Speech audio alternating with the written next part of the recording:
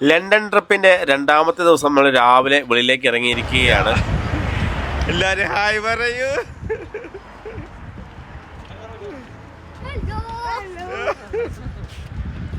ഇന്നത്തെ ദിവസം നമ്മൾ പ്രധാനമായും 3 സ്ഥലത്താണ് പോകുന്നത്.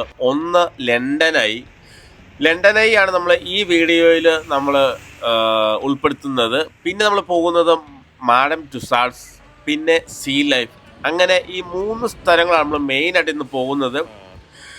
നമ്മൾ ടിക്കറ്റ് എടുക്കുമ്പോൾ നമുക്ക് ഈ 3 സ്ഥലങ്ങളെ കൂട്ടി ഒരു ടിക്കറ്റ് നമുക്ക് എടുക്കാൻ പറ്റും. അതുപോലെ തന്നെ നമുക്ക് വൺ ഡേയിൽ നമുക്ക് ഈ 3 സ്ഥലങ്ങളും കൂടാതെ നമുക്കൊരു ക്രൂയിസ് ട്രിപ്പ് നമുക്ക് കവർ ചെയ്യാൻ പറ്റും. നമ്മൾ നേരത്തെ ക്രൂയിസ് ട്രിപ്പ് പോയതുകൊണ്ട് നമുക്ക് ഇന്ന് പോകുന്നില്ല.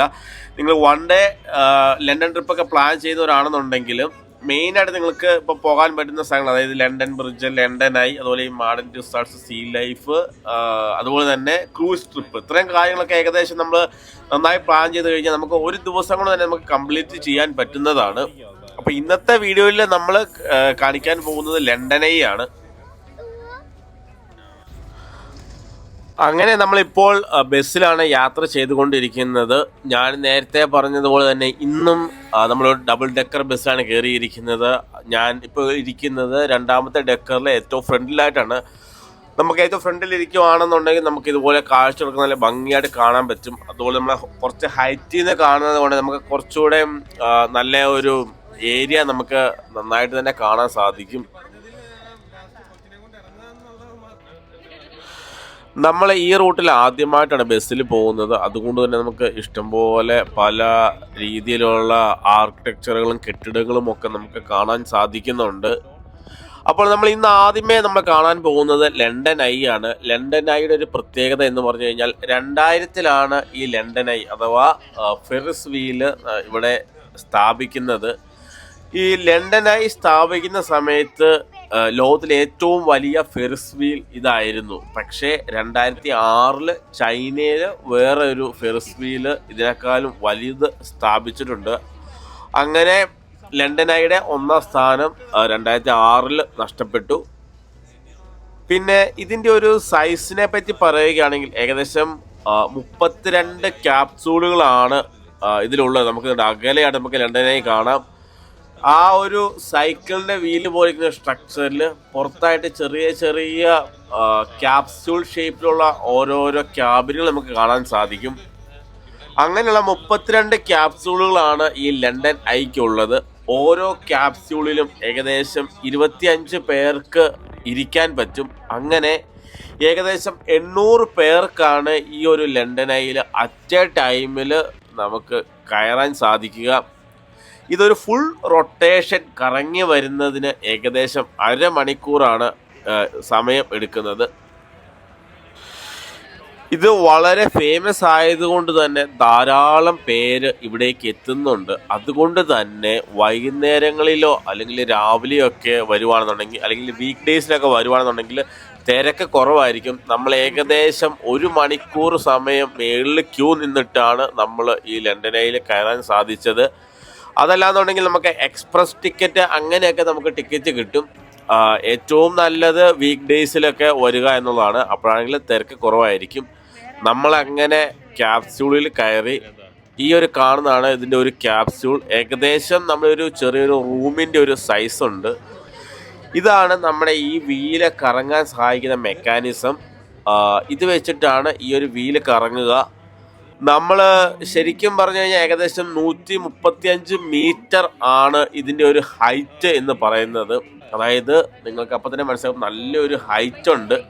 പിന്നെ ഇത് സ്ഥിതി ചെയ്യുന്നത് തേംസ് റിവറിൻ്റെ തീരത്താണ്. നമ്മൾ താഴെ കാണുന്നതാണ് കേട്ടോ തേംസ് റിവർ. അതേപോലെ തന്നെ ഏറ്റവും ഹൈറ്റിൽ കയറി കഴിഞ്ഞ് കഴിഞ്ഞാൽ നമുക്ക് 40 കിലോമീറ്റർ വരെ എല്ലാ ഡയറക്ഷനിലും നമുക്ക് വ്യൂ കിട്ടുന്നതാണ്. അതുപോലെ തന്നെ നമുക്ക് ഈ ലണ്ടനയിൽ പോകുന്ന, അതായത് നമ്മൾ ഈ റൊട്ടേഷൻ്റെ സമയത്ത് നമുക്ക് കാണാൻ പറ്റുന്ന മെയിൻ സംഭവങ്ങൾ എന്ന് പറയുന്നത് ബിഗ് ബെൻ, അതുപോലെ House of Parliament, Buckingham Palace, Saint Paul's Cathedral, the Shard, അതുപോലെ വിൻസർ കാസിൽ തുടങ്ങിയ ബിൽഡിങ്സുകൾ മെയിനായിട്ട് നമുക്ക് ഈ ഒരു ലണ്ടനയിൽ നമുക്ക് പോകുമ്പോൾ നമുക്ക് കാണാൻ സാധിക്കുന്നതാണ്. നമ്മളിപ്പോൾ വീലിൽ കറങ്ങി ഏകദേശം ഒരു പകുതി ഹൈറ്റിന് മേളിൽ ആയിട്ടുണ്ട്. ഇപ്പോൾ തന്നെ നമുക്ക് നല്ല അകലത്തിൽ നമുക്ക് കാഴ്ചകൾ കാണാൻ സാധിക്കുന്നുണ്ട്. അതേപോലെ തന്നെ നമ്മൾ നിൽക്കുന്ന ഈ ക്യാപ്സ്യൂള് ഫുള്ള് എയർ കണ്ടീഷനാണ്. അതുകൊണ്ട് തന്നെ നമുക്ക് വലിയ ചൂടൊന്നും എടുക്കത്തില്ല. അതല്ലാന്നുണ്ടെങ്കിൽ നമ്മൾ സമ്മർ ടൈമിലൊക്കെ പോകുമ്പോൾ നമുക്ക് നല്ല ചൂടെടുക്കും. കാരണം നമ്മൾ ഹൈറ്റിലോട്ട് ചെല്ലുമ്പോൾ നല്ല വെയിൽ നമുക്ക് നല്ല രീതിയിൽ നമുക്ക് അടിക്കുന്നു. കാരണം ഇത് ഫുള്ള് ഒരു ഗ്ലാസ് കവേർഡ് സ്ട്രക്ചറാണ്. ഈ വീലിൽ കറങ്ങുമ്പോൾ എന്നെ ഏറ്റവും അത്ഭുതപ്പെടുത്തിയത് ഇതിൻ്റെ ഒരു മെക്കാനിസം തന്നെയാണ്. നമ്മൾ ഈ നിൽക്കുന്ന ഈ ഒരു ക്യാപ്സ്യൂളിന് ഏകദേശം 10,000 കിലോയാണ് ഇതിൻ്റെ ഒരു വെയിറ്റ് വരുന്നത്. അതേപോലെ തന്നെ ഇത് ഈ കറങ്ങാൻ സഹായിക്കുന്ന ഈ ഒരു സ്ട്രക്ചർ, ഈ ഒരു ഫ്രെയിമിന് വരുന്നത് 2100 ടണ്ണാണ് കേട്ടോ.